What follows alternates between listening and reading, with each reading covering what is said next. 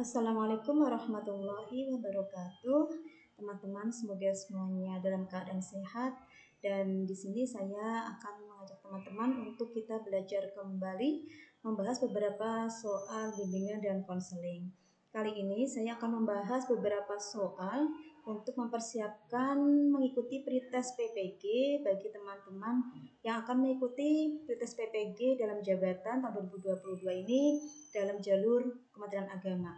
Jadi ada yang request agar bisa dibahas beberapa soal untuk mempersiapkan pretest PPG pada akhir bulan ini.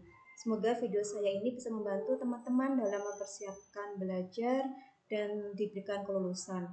Untuk link kuis ada di deskripsi, teman-teman bisa mengerjakan terlebih dahulu untuk mengukur kemampuan teman-teman, kemudian nanti bisa mengikuti video ini dalam pembahasannya. Nah, di sini saya akan membahas beberapa soal masih tentang bimbingan dan konseling. Mari kita bahas soal satu persatu. Semoga teman-teman bisa memahaminya dan bermanfaat. Terima kasih untuk teman-teman yang sudah subscribe channel ini. Semoga apa yang saya sampaikan ini bisa membantu teman-teman dalam mengikuti PPG dalam jabatan 2022 ini melalui Kementerian Agama. Nah, mari kita bahas untuk soal yang pertama. Soal yang pertama adalah Budi menyimpan dendam kepada Arif karena dihina pada saat kelas 10 dan dia bersumpah tidak akan memaafkan. Pendekatan yang tepat adalah A. Realitas, B. Kognitif, C. RET, D. Gestalt. Nah, di sini kita akan belajar beberapa soal pendekatan. Bagi teman-teman mungkin yang masih lupa atau bingung dengan pendekatan, mari kita bahas. Di sini jawaban yang tepat untuk nomor 1 itu adalah yang D ya. Mohon maaf ini D-nya tidak ketik. Yang betul adalah Gestalt. Nah, kita perlu memahami apa itu pendekatan Gestalt. Dan dalam pendekatan Gestalt itu terdapat konsep tentang urusan yang tak selesai atau unfinished business, yakni mencakup perasaan-perasaan yang tidak terungkapkan seperti dendam, kemarahan, kebencian, sakit hati, kecemasan, kedudukan rasa berdosa, rasa diabaikan. Meskipun tidak bisa diungkapkan, perasaan-perasaan itu diasosiasikan dengan ingatan-ingatan dan fantasi-fantasi tertentu. Karena tidak terungkapkan di dalam kesadaran, perasaan-perasaan itu tetap tinggal pada latar belakang dan dibawa pada kehidupan sekarang dengan cara-cara yang menghambat hubungan yang efektif dengan dirinya sendiri dan orang lain. Urusan yang tak selesai itu akan bertahan sampai ia menghadapi dan menangani perasaan-perasaan yang tak terungkapkan. Nah, di sini itu adalah Arif itu merasa pernah dihina pada saat kelas 10. Berarti adanya rasa kebencian ya, kemudian juga ada dendam, sehingga dia bersumpah tidak akan memaafkan. Maka untuk pendekatan yang tepat pada kasus ini itu adalah menggunakan pendekatan Gestalt. Nah, kita lanjut ke soal nomor 2. Dalam sebuah sesi konseling, kita menyampaikan bahwa penyebab dia tidak menjadi juara kelas karena dia malas dalam belajar. Pada langkah selanjutnya, konselor menyegerakan untuk fokus pada hal-hal sukses pada diri Vita jika dia menjadi juara kelas.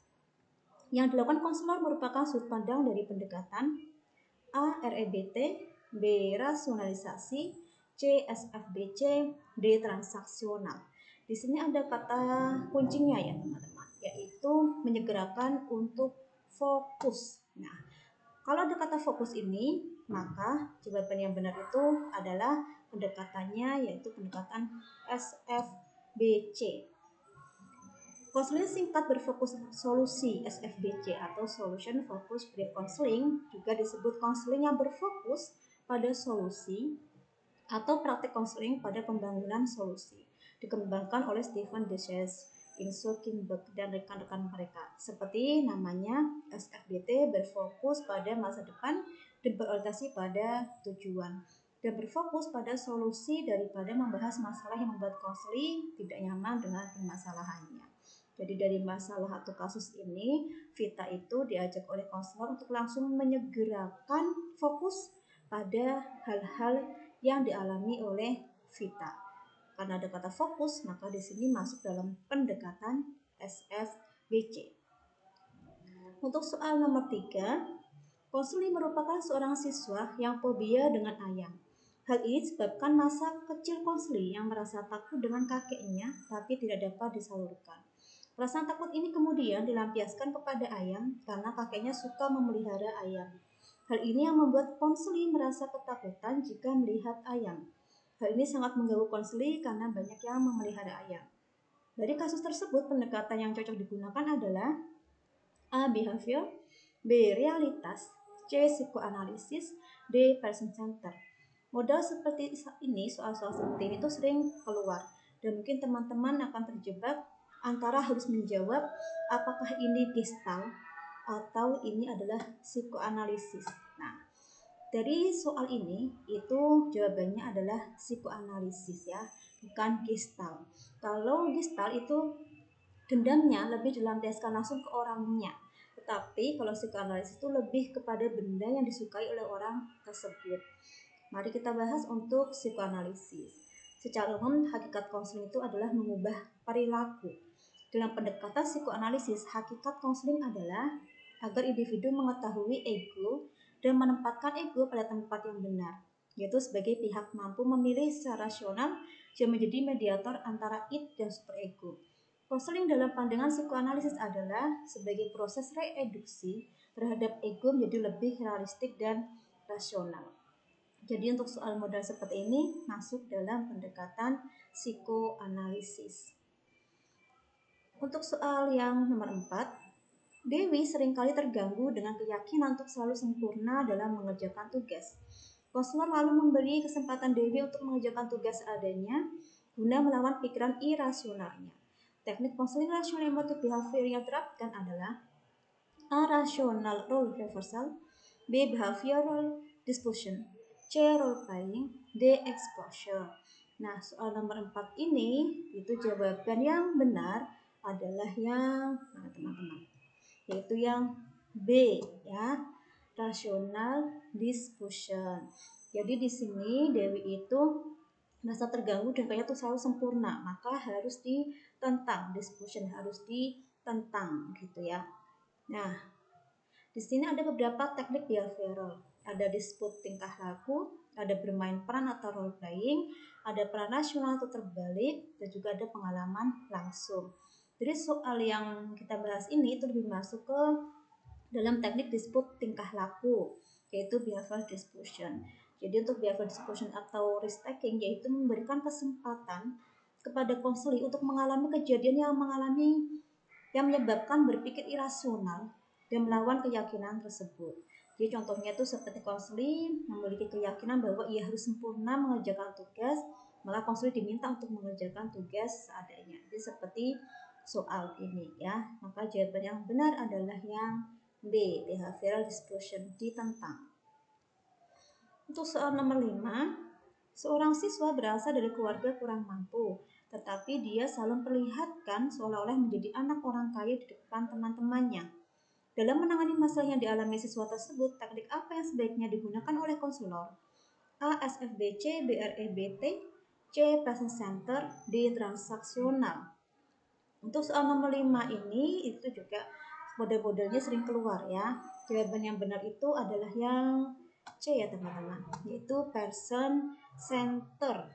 Nah, secara umum hakikat konseling pada person center terapi adalah memecahkan masalah klien dengan memberikan fungsi secara penuh kepada diri klien untuk menyadari dirinya dan mengarahkan diri sendiri untuk perubahan dirinya dalam tindakan dan tingkah laku. Karena person center itu memandang manusia secara positif dan optimistik, maka klien memiliki kapasitas untuk menjauh dari kesalahan dan pengaturan diri dalam kesehatan psikologisnya, gitu ya. Jadi di sini itu seorang siswa itu karena dia anaknya kurang mampu, dia ingin memperlihatkan bahwa seolah-olah dia adalah anak orang mampu. Maka kita arahkan untuk dia menyadari dirinya dan mengarahkan dirinya dalam perubahan tingkah lakunya. Soal nomor 6. Santi, seorang siswi SMP, mendapatkan nilai rendah pada mata pelajaran IPA.